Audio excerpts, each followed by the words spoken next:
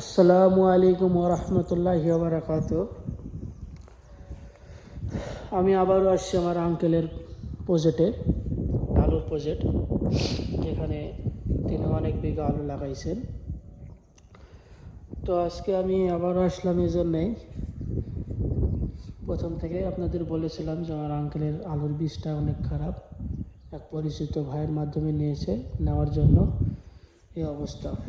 যাই হোক, বিষয়টা হলো, স্বাধীনতা রক্ষা করাটাই সবচেয়ে কঠিন।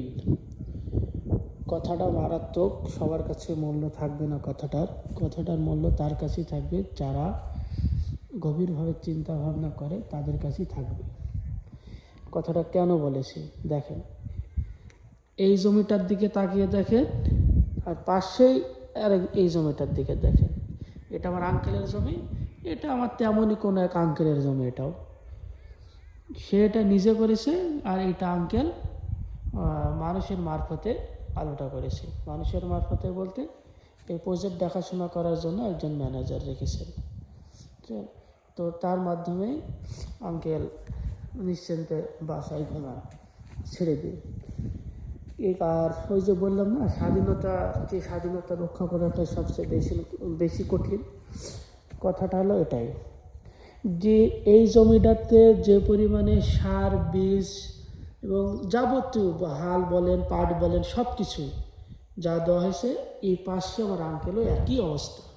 বরঞ্চ আমার আঙ্কেলের একটু এর সাইডে বেশি খরচ হয়েছে, বুঝছেন।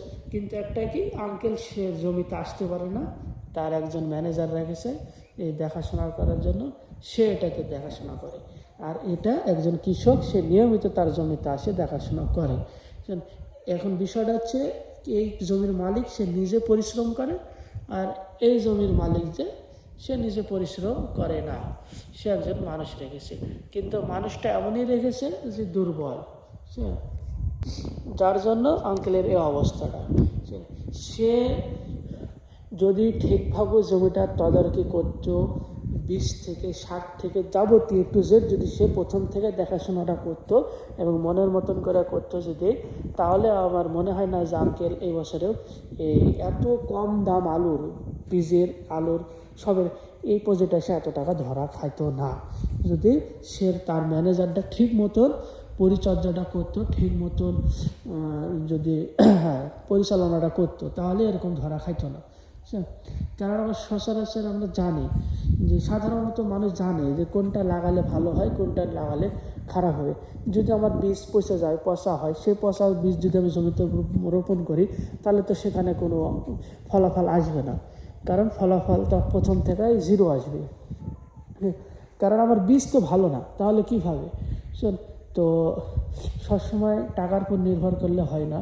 বিশ্বস্ত মানুষ এবং সেই মানুষটা কতটুকু দায়িত্বশীল সেটাও যাচাই করতে হয়।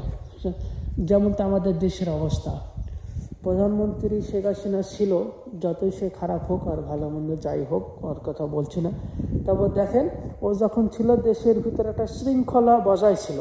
কিন্তু উনি যখন চলে গেছে, তখন দেখেন দেশের ভিতরে একটা হুই হাল্লা সৃষ্টি হয়ে গেছে। কেউ কাউকে মানছে না, প্রশাসন পর্যন্ত হিমশিম খেয়ে যাচ্ছে দেশটাকে শান্ত করতে। তাহলে বোঝেন, যদি দেশের মাথা যদি ঠিক না থাকে, তাহলে সব কিছু চলমান।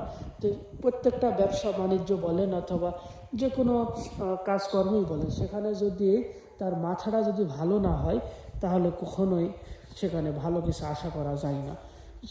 এটা এতদিক আমি ব্যাখ্যা করা আমার ঠিক হচ্ছে না, যেহেতু আমি আলুর বিষয়ে কথা বলছি।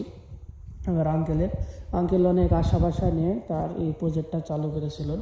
পর্যাপ্ত পরিমাণে অর্থ, সময় সব কিছুই ব্যয় করেছে, কিন্তু ফলাফলটা আঙ্কেলের আসলো না। কারণ কিছু মুখোশধারী মানুষদের জন্য। যেমন বীজটা নিয়েছে তার মামাতো ভাইয়ের কাছ থেকে, একজন সে বিশ্বস্ত মানুষ, বুঝলেন, কিন্তু সে বীজটা দিয়েছে এত বাজে, সে আর ধারণা ছিল না। তার ম্যানেজারটাও রেখেছে সেরকমই বিশ্বস্ত একজন, কিন্তু তার ম্যানেজারটাও ওই রকমভাবেই সব কিছু তালমাতাল করে দিয়ে চলে গেছে। মনে করেন যে সেটাও তার ধরাচর বাইরে। তো সবাই আপনারা দোয়া করবেন, আর আঙ্কেলের আলুটা যেন একটু ভালো হয়, আল্লাহ যেন বরকত দেয়। কারণ এখন আল্লাহর হাতে ছাড়া আর কোনো কিছু করার নাই দোয়া করা ছাড়া। দেখেন কত কষ্ট করে আলোটা লাগাইছে।